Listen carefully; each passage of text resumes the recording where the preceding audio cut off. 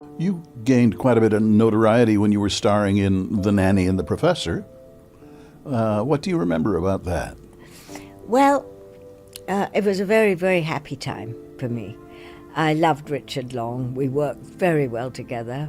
Juliet Mills stepped into the stage lights before she was old enough to understand what choice truly meant. Born into a family where acting was almost a matter of bloodline, she was called forward early, expected early, and placed into a machinery that offered no pause, no exit. Audiences saw a patrician face, a refined voice, the composed bearing of Britain's upper class.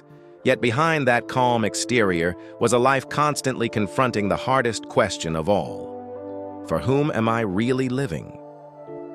Juliet Mills's talent was never in doubt. She moved effortlessly across theater, television, and film with a rare delicacy, earning an Emmy nomination and becoming one of the gentle, defining faces of American television in the early 1970s. But that very gentleness concealed a series of quiet collisions, marriages that fell apart, the pressure of living beneath a distinguished family name, and the persistent feeling of being trapped between a public image and a private self, struggling to breathe. Juliet Mills's life unfolded as a long, wearing endurance. She passed through multiple broken relationships, became a mother under incomplete and fragile circumstances, and watched her career slow as television changed its rhythm and appetite.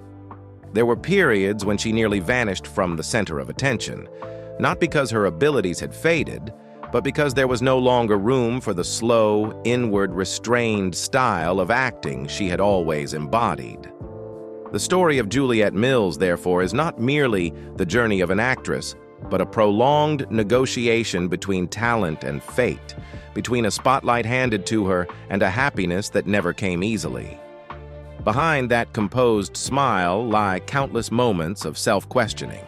If she had been given the chance to choose again from the beginning, would she have stepped onto the stage so early at all? After all the contrasts just laid bare, Juliet Mills's story begins in a place where stage lights were part of everyday life. She was born on November 21st, 1941, in London, into a family where art was not a choice. It was the living environment. Her father, John Mills, was a major figure in British cinema. Her mother belonged to the world of theater. Her brother Jonathan pursued directing, and her younger sister, Hayley Mills, became a star at a very young age, inadvertently casting a long shadow within the family itself. Juliet's childhood, therefore, was not merely that of a theater family, but something closer to a kind of spiritual royalty within the arts. Her godmother was Vivian Lee, and her godfather was Noel Coward. And Coward was not just a ceremonial name on a birth certificate, he was a real presence in her early life. Juliet once recalled that every year on her birthday, Coward would send a card signed God, a playful pun on his role as godfather. He also regularly gave her book vouchers for Hatchards in London, invited her to gatherings at the Savoy, and at times welcomed her family to visit him in Switzerland. Yet that very environment shaped something different from what one might expect. Growing up among people the world called legends, Juliet did not learn how to command attention. She absorbed an older form of refinement, grace, restraint, and a devotion to work over noise. That helps explain why, when she entered public life, she did not choose to shine through explosive impact, but through sustained presence, a rhythm planted deep within that singular childhood. From a childhood where art was the standard of living, Juliet Mills's professional path began not under the lights of American television, but within the strict, demanding breath of the London stage. At a very young age, she was already working as a true professional, standing before live audiences night after night, where no Mills surname could rescue a weak performance.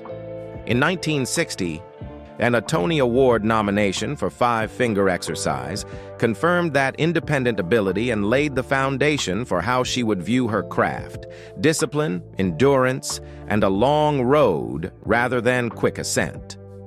During the 1960s, while the name Haley Mills frequently dominated children's cinema, Juliet grew accustomed to standing outside the spotlight. Comparison was inevitable, but she did not choose a loud breakthrough. She chose accumulation, stage roles, television work, appearances that caused no sensation yet quietly sharpened her skills. Craft first, fame later. Then, one night on a London stage during She Stoops to Conquer, producer David Gerber sat in the audience and saw in Juliet exactly what he needed for an American television project. She was invited to audition, temporarily leaving the play for 3 weeks to shoot a pilot. At the time, Juliet described herself as very green when it came to American television. She thought of it as nothing more than a short trip. 3 weeks, then back to the familiar stage. She was not seeking American television. American television found her. From that moment on, Juliet's career did not change direction with an explosion, but with a slight deviation, small enough to seem quiet, yet large enough to alter the trajectory of an entire life, while preserving the way she worked, restrained, sure-handed, and committed to the long journey. And after years of quiet accumulation, the shift in Juliet Mills's trajectory arrived with Nanny and the Professor, 1970 to 1971, 3 seasons according to available records. She played Phoebe Figolilli, who preferred the simple name Nanny, a figure that inevitably evoked Mary Poppins, yet moved in an entirely different direction. No clearly defined supernatural identity, no self-proclaimed witch or genie. According to producer Charles B. Fitzsimons, Nanny possessed only psychic abilities. She did not fly, did not cast spells, but was a flesh and blood woman with an unusual intuition. That ambiguity created a particular pull. Audiences did not know what Nanny was, so they kept watching to find out. And Juliet's face became the center of that curiosity. Television scholar Herbie J. Pilato positioned the series somewhere between Bewitched and I Dream of Jeannie. Juliet was always delightful, while Nanny was something no one ever truly knew. For Juliet, this was also a deliberate choice. She later revealed that she had turned down 3 other series because she felt television women were often written as one-dimensional. This script alone opened up multiple possibilities for a long-term journey. The show's success was also propelled by scheduling. Initially, it aired in a Friday night family block, sandwiched between the Brady Bunch and the Partridge Family, an ideal ratings runway. As a result, Juliet quickly became a familiar face, appeared on the cover of TV Guide, and gained broad recognition.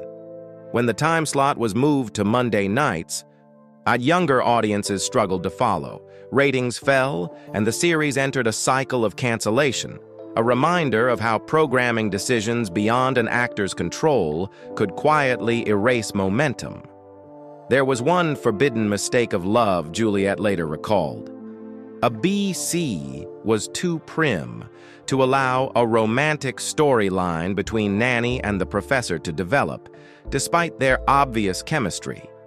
Even scenes of leaving a bedroom at night required her to wear high-collared, floor-length nightgowns. That restraint inadvertently kept Nanny within a zone of mystery, alluring, yet never fully resolved. Additional clues were deliberately planted. A passport listing a birth date of April 18, 1864, implying Nanny might be 106 years old when the show aired. A photograph of a great-aunt from 100 years earlier who looked exactly like Nanny. And then Nanny herself stating that the great-aunt was born in October, a Libra, a purposeful contradiction left open-ended. Together, these elements formed a signature. The role not only placed Juliet on the global television map, but defined her image as an emblem of gentle strangeness, something audiences remembered long after the screen went dark. One supporting element that helped shape the iconography of Nanny and the Professor was the vintage car Nanny drove, a 1930 Model A Ford she named Arabella. On the surface, it was merely an old car restored midway through the first season. But when the family installed a radio inside, something strange began to happen. The radio could receive only broadcasts from the year 1930. From the small speaker in Arabella came voices of an earlier era, introducing new talents like Harry James or Benny Goodman, names that 1970s audiences already knew as legends. There was no explanation, no science, and no attempt to fix the phenomenon. It simply existed, just like Nanny. This detail was not meant to heighten drama, but to establish the series' atmosphere, a world where the strange was accepted as part of everyday life. Arabella became an extension of Nanny herself, classic, slightly out of sync with the present, and always suggesting that she belonged to another dimension. It was a form of unexplained magic the show favored. No spectacle, no answers, only sensation. And it was precisely such details that cemented Juliet Mills's image as the face of gentle mystery on television. After Nanny and the Professor, the surprise was not that Juliet Mills kept working. It was that she never left television, even as Hollywood stopped offering her the kind of central roles she once carried. She entered the phase many sitcom stars fear most, the time when the spotlight no longer points directly at them. Guest roles, supporting parts, appearances that come and go. But for Juliet, this was not a retreat. It was her way of existing once the fever had passed. Then came Passions. Tabitha Lennox was not a new version of Nanny. Tabitha was the dark side, amplified. If Nanny was a gentle mystery that unsettled audiences, Tabitha was an outright witch, ironic, manipulative, supernatural, with nothing to hide. Juliet did not repeat her old image. She stepped fully into the supernatural space that Nanny had only hinted at. And the paradox is this. It was precisely this late-career role that gave her a younger generation of viewers, people who had never known Nanny at all. Juliet Mills never had a single definitive golden era.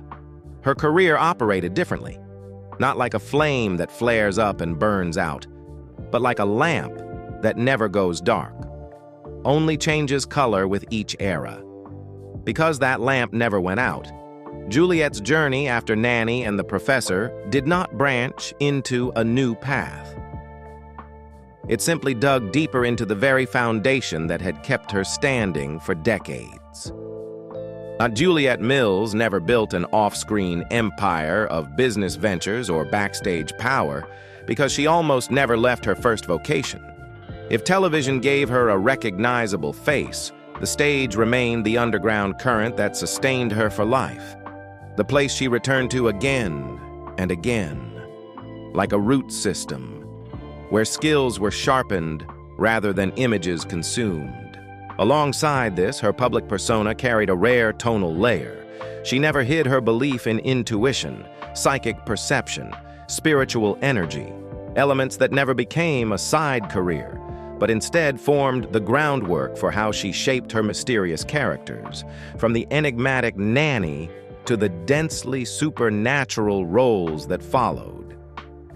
Over time, Juliet also became a familiar presence in retrospectives, interviews, and theater events, not as a former star invited back for nostalgia, but as a witness to the era of classic television. She did not expand her career horizontally. She deepened it vertically. She did not add new titles to her name, but made the single title actress broad enough to hold multiple generations. On screen, Nanny and the Professor was a world of care, gentle intuition, and magic as light as air. Juliet Mills moved through that setting as a woman who appeared precisely when a family needed her most, restoring order, warmth, and faith.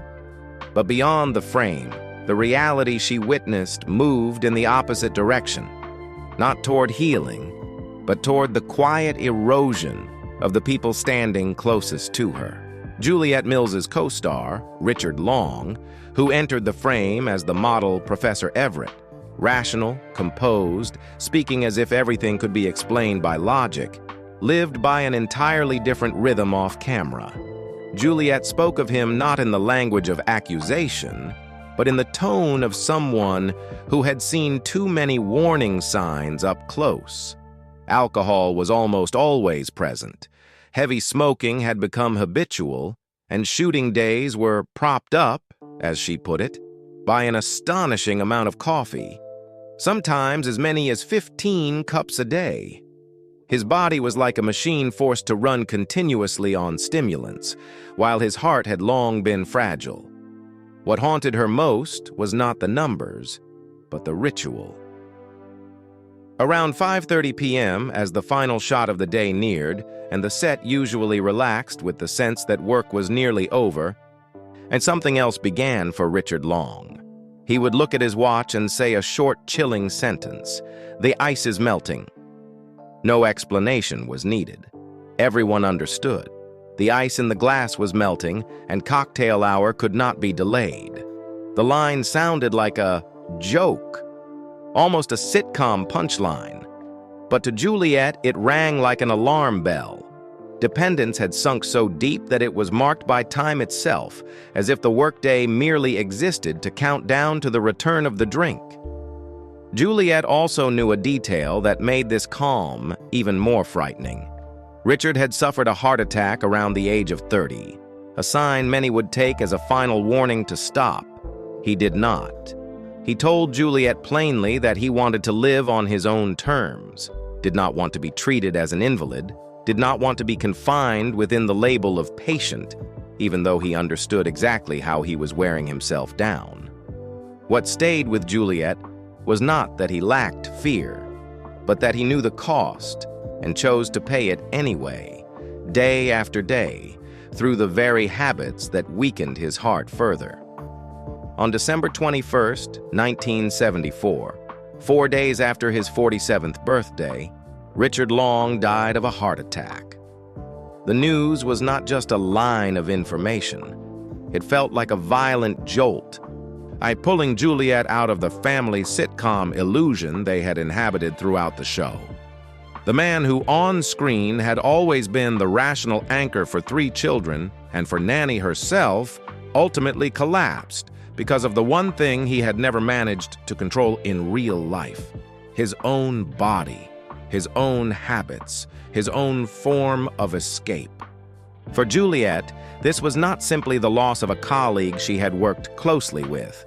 It was the moment she understood that some tragedies do not require screams, accidents, or scandals, only a person determined to live the wrong way for long enough. And on a film set, where everything can stop with a single word, cut, Richard Long's real life never had that word. If Richard Long's story resembled a long process of self-erosion, the second shock to Juliet came far more suddenly and hurt in an entirely different way. It did not come from a man who had lived long enough to choose his own destruction, but from a boy who had once run around the set, laughing and playing near her every day. Trent Lehman, but the boy who played Butch, the mischievous child always trying to throw Nanny off balance on screen, did not grow up in step with the memory audiences kept of him. When Nanny and the Professor ended, the lights went out faster than any child could be prepared for. Roles became scarce. Opportunities faded. Trent drifted away from Hollywood, taking odd jobs, living an ordinary life in a sense very different from the sitcom boy people remembered. Then he returned to California, not for a career, but for love. A decision deeply human, deeply young, but the relationship ended. Soon after, his apartment was burglarized, and many of his possessions were stolen.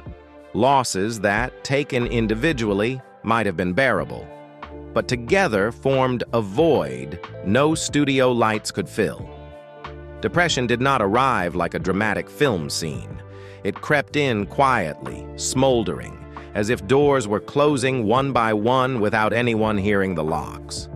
On January 18th, 1982, Trent Lehman took his own life by hanging himself on the fence of his former elementary school, the place that had once marked the beginning of a child's life, before he was pulled out of a normal orbit and placed in front of a camera.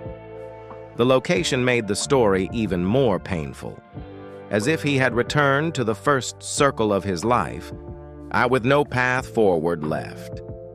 For Juliet, this was not sad news from the industry. It was the image of a child who had once stood in front of her, learned lines, run around the set, now reduced to a heavy memory. If Richard Long showed her how an adult could choose a path leading to a known ending, Trent was proof that sometimes a child never gets to choose at all, only to be carried away by the current of spotlight and forgetting. Trent's death, alongside similar tragedies involving child actors of that era, helped spur the creation of advocacy groups protecting young performers' rights, such as minor consideration. But for Juliet, all social meaning came later. First, there was simply an absence shaped like the boy Butch, the child who once made the entire set laugh and who once looked at her as if Nanny truly could fix everything. Between those two poles, a grown man who destroyed himself by refusing limits, and a child who could not find a way forward once the spotlight faded, Juliet Mills remained. The woman who played a caretaker on screen witnessed the collapse of those around her in real life. This formed a quiet paradox in her journey. The characters she portrayed brought order to imaginary worlds, but reality did not grant her the power to save anyone from their fate. Juliet did not become a hero, nor a spokesperson for tragedy. She simply continued working. But from that point on, her image as the gentle, mysterious woman gained another layer of meaning. Not only intuition, not only magic, but the silent strength of remaining standing while everything around her falls apart. The losses she witnessed on set taught Juliet that fame protects no one. Yet as she moved forward, she encountered another kind of pressure, the pressure of having to prove herself in a world that already knew exactly who her family was. If Juliet's childhood unfolded among revered names, her adulthood unfolded under scrutiny. The public did not see her as a new actress.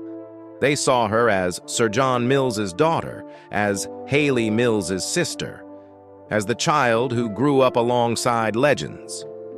When you step onto a stage carrying a surname like that, people do not ask whether you have talent. They ask, are you good enough to deserve the name? Sir John Mills was already a monument of cinema, an Oscar winner, a knight of the realm. Haley Mills was a global childhood icon through Disney films, collecting international awards at an early age. And this was no longer just a family in the arts. It was a standard set at a mythic level, and that was where the paradox took shape. Juliet was not allowed to be mediocre, but she was also not allowed to fail in the ordinary way others could. Every role she played had to pass through the shadow of 2 generations of prior success. If she succeeded, it was credited to family legacy. If she moved more slowly, she was judged as falling short of her sister. Juliet did not break this cycle by rebelling against her family or distancing herself from it. She chose a steadier path, letting time answer instead of noise. A Tony Award nomination, where no one cares what surname you carry. A leading television role remembered worldwide.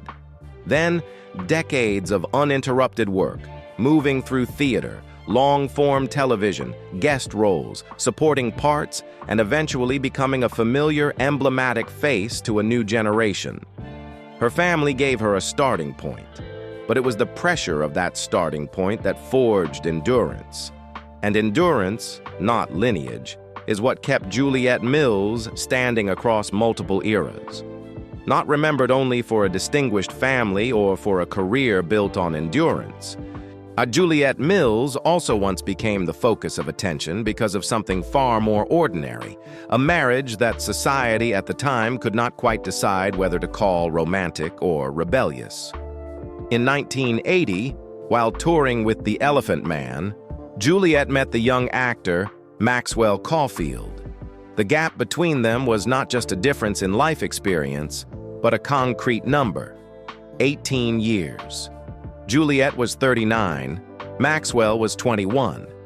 In early 1980s, Hollywood, this was not the kind of love story people applauded. It was more often met with suspicion, even mockery. For them, however, the connection unfolded almost instantly. Maxwell later said he never thought about Juliet's age. And to this day, she says the same. What he remembers most is her strangely youthful energy, a vitality that made him feel he was not standing before a woman nearly 2 decades older. Juliet described it as a sense of immediate recognition, more like a reunion than a first meeting. She said they communicated on a very high level and even believed they had known each other in a previous life. Maxwell used a different word. Between them was an almost psychic connection, difficult to explain but completely real. They married on December 2nd, 1980. For Maxwell, it was his first marriage. For Juliet, it was her third. Following marriages to Russell Alquist Jr., 1961 to 1974, and Michael McClenda, 1975 to 1980, and then she already had 2 children from those earlier unions. The age difference, therefore, invited even harsher scrutiny. The press predicted collapse. Friends expressed doubt. The public waited to see how long it would last. What stood out, though, was their refusal to respond to that pressure with argument or justification. They simply lived.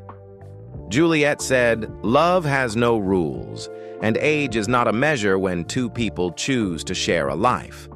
Maxwell said Juliet is the one who keeps him young, that their relationship feels like a reversal, energy moving against biological age. Over the years, Maxwell has spoken openly and consistently about his devotion to his wife. In interviews and Q&A sessions, he calls Juliet the most wonderful woman, saying that the happiest moments of his life are tied to her. These words no longer sound like romantic declarations. They read as evidence of a relationship that has endured time.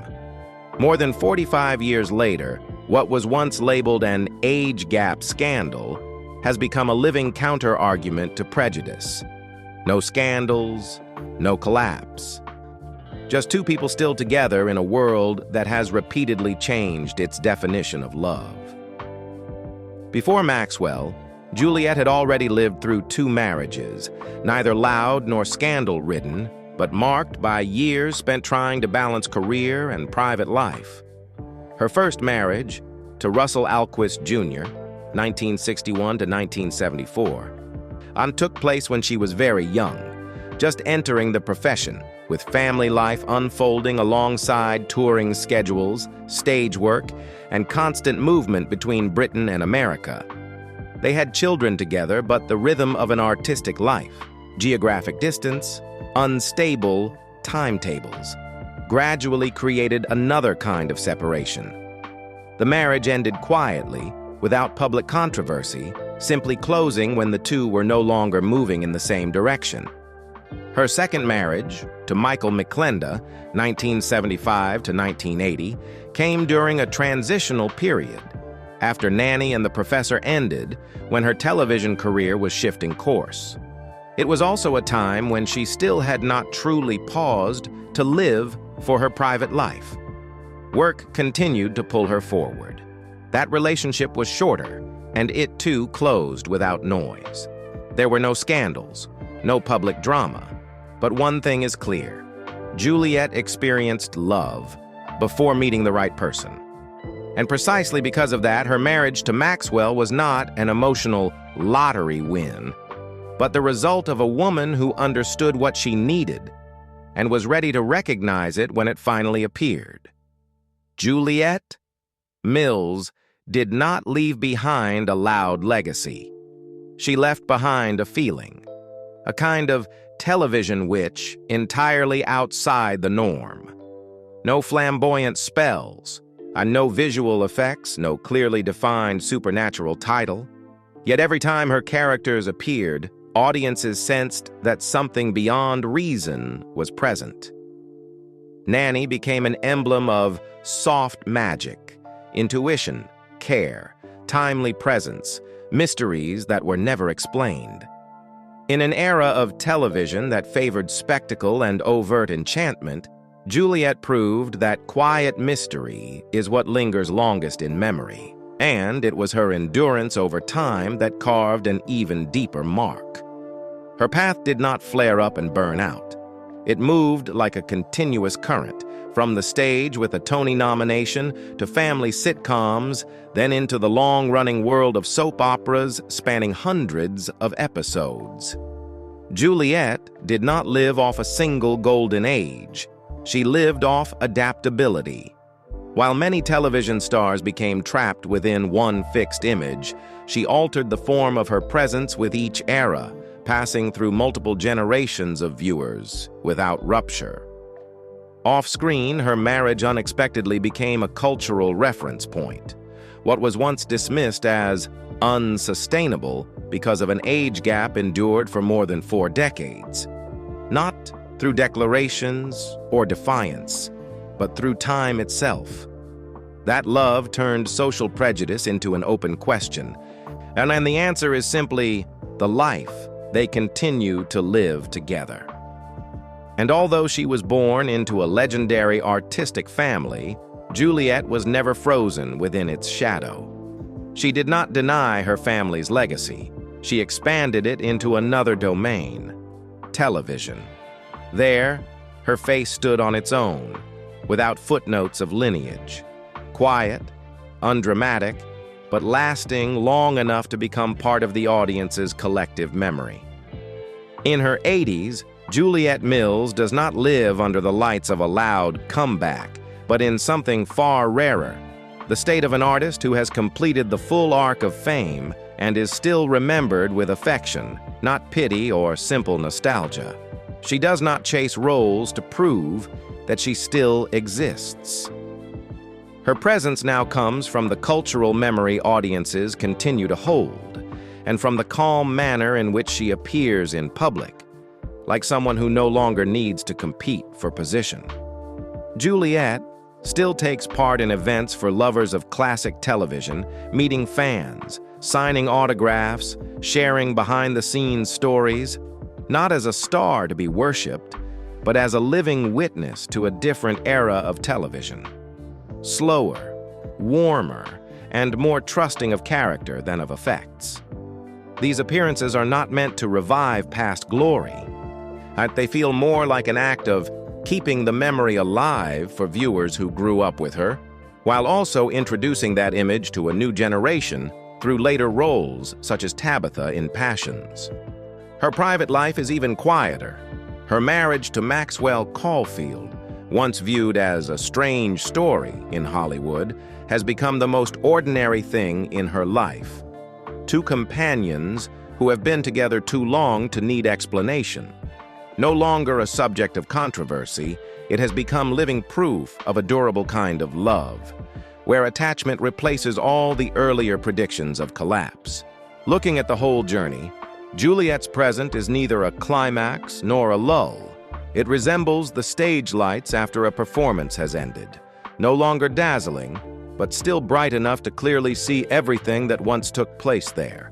And perhaps what keeps audiences staying until the final moments is not the question, will she act again, but the quiet comfort of knowing that some artists do not disappear from memory. They simply slow down, so we have time to see their value more clearly. Juliet Mills did not become an icon through a single explosive moment. She is remembered because she never left her path. Even as the lights changed, tastes shifted, and eras kept turning pages. From a girl who grew up among legends to a woman standing between the glow of sitcoms and the darkness of real life, then entering a marriage once doubted by many. Everything in her life points to a simple truth. Endurance can sometimes be stronger than glamour. Perhaps the greatest legacy Juliet leaves behind is not a single role, but a way of living. Quiet, unshowy, yet deep enough to pass through multiple generations of viewers while preserving her original gentleness. If you look back on that journey, what touches you most? The mystery of Nanny, the endurance of her career, or a love story that defied prejudice? Share your thoughts below. And if you value stories about people who truly lived their profession, don't forget to follow the channel so we can continue exploring many more journeys worth remembering.